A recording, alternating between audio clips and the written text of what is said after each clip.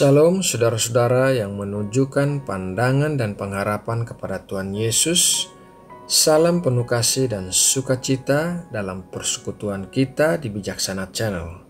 Kiranya Allah Bapa memberkati kita dengan firman-Nya yang hidup dan menyegarkan.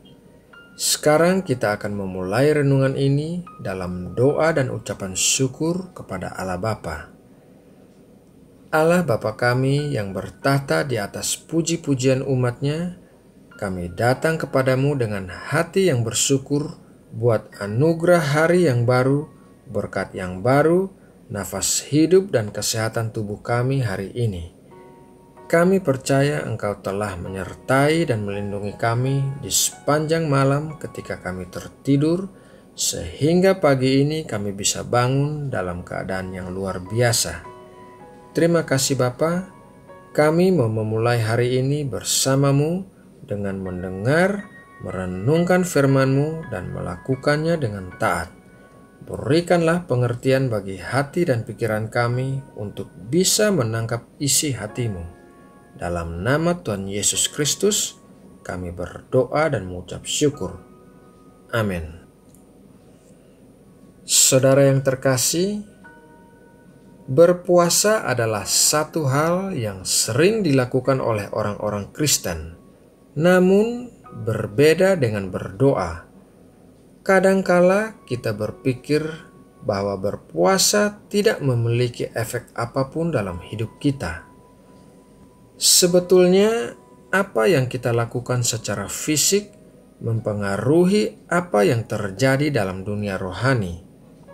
Hal ini bisa kita ketahui dari cerita Musa dalam Keluaran 17. Mari kita baca Keluaran 17 ayat 11. Dan terjadilah apabila Musa mengangkat tangannya, lebih kuatlah Israel. Tetapi apabila ia menurunkan tangannya, lebih kuatlah Amalek. Latar belakang ayat Alkitab itu adalah cerita bangsa Israel yang bertempur dengan bangsa Amalek di lembah Rafidim. Musa berdiri di atas bukit, dan apabila Musa mengangkat tangannya, maka bangsa Israel mengalami kemenangan. Sedangkan bila Musa menurunkan tangannya, maka bangsa Israel mengalami kekalahan. Ada pelajaran rohani yang bisa kita petik dari kisah Musa itu.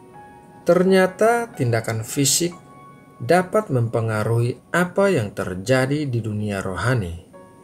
Di dunia rohani, berpuasa yang merupakan berpantang dari hal-hal yang kita sukai akan membuat kita menjadi orang yang mendapat perkenanan Tuhan. Kita bisa mengetahui hal ini dari puasa yang dilakukan oleh Daniel. Mari kita baca Daniel 10 ayat 2-3. Pada waktu itu, aku Daniel berkabung 3 minggu penuh. Makanan yang sedap tidak kumakan, daging dan anggur tidak masuk ke dalam mulutku, dan aku tidak berurap sampai berlalu 3 minggu penuh. Pada waktu itu, Daniel sedang berpuasa selama 3 minggu atau 21 hari.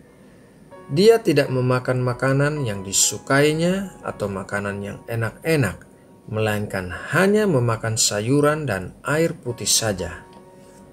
Kemudian datanglah malaikat Gabriel kepada Daniel, dan ditulis dalam Daniel 10 ayat 11, katanya kepadaku, Daniel, engkau orang yang dikasihi, camkanlah firman yang kukatakan kepadamu, dan berdirilah pada kakimu, sebab sekarang aku diutus kepadamu.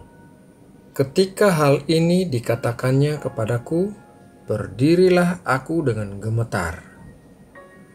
Kata kasih dalam ayat tersebut sebenarnya adalah favor atau perkenanan. Karena Daniel berpantang dari hal-hal yang dia sukai, maka ia mendapat perkenanan Tuhan. Selain itu, terdapat malaikat-malaikat yang berperang dengan kuasa kegelapan, dan berpuasa disertai doa dapat mengundang keterlibatan malaikat-malaikat dari Tuhan untuk campur tangan dalam masalah yang sedang kita doakan. Daniel 10 ayat 12-13. Lalu katanya kepadaku, "Janganlah takut, Daniel, sebab telah didengarkan perkataanmu sejak hari pertama engkau berniat untuk mendapat pengertian dan untuk merendahkan dirimu di hadapan Allahmu, dan aku datang oleh karena perkataanmu itu." Pemimpin kerajaan orang Persia berdiri 21 hari lamanya menentang aku. Tetapi kemudian Mikael, salah seorang dari pemimpin-pemimpin terkemuka, datang menolong aku, dan aku meninggalkan dia di sana berhadapan dengan raja-raja orang Persia. Berpuasa membuat kita terputus dari hal-hal dunia, dan berdoa membuat kita terhubung dengan Tuhan. Itulah sebabnya ketika kita berpuasa, harus disertai dengan berdoa. Berpuasa disertai doa memiliki pengaruh yang besar dalam dunia rohani, dan dengan demikian juga memiliki pengaruh yang besar untuk mengubahkan situasi yang sedang kita hadapi. Saudara yang terkasih, demikianlah renungan hari ini. Semoga renungan ini dapat menguatkan kita untuk berpuasa dan berdoa kapanpun kita memiliki pergumulan dalam hidup kita. Marilah kita berdoa untuk menutup renungan ini. Bapa yang penuh kasih karunia dan belas kasihan, kami mengucap syukur atas berkat firman-Mu pagi ini. Kami percaya banyak hal terjadi dalam dunia rohani ketika kami berpuasa dan berdoa. Kami percaya Engkau memberikan kami perkenanan-Mu ketika kami mencari wajah-Mu. Ketika kami sedang mengalami pergumulan, kami akan belajar untuk berpuasa dan berdoa. Sesaat lagi kami akan mulai melakukan kegiatan harian kami. Kami mohon tangan kanan-Mu yang membawa kemenangan senantiasa memegang kami dan memberikan kami kemenangan dalam setiap hal yang akan kami hadapi hari ini. Buatlah kami berkemenangan atas keinginan-keinginan dan pikiran-pikiran yang tidak baik. Buatlah kami berkemenangan atas orang-orang yang bermaksud jahat kepada kami. Dan buatlah kami berkemenangan atas segala permasalahan kami. Terima kasih Bapa. Kami juga mau berdoa bagi bangsa Indonesia. Ya Bapa, berkatilah Indonesia dengan kelimpahan dalam hasil bumi dan sumber daya alam.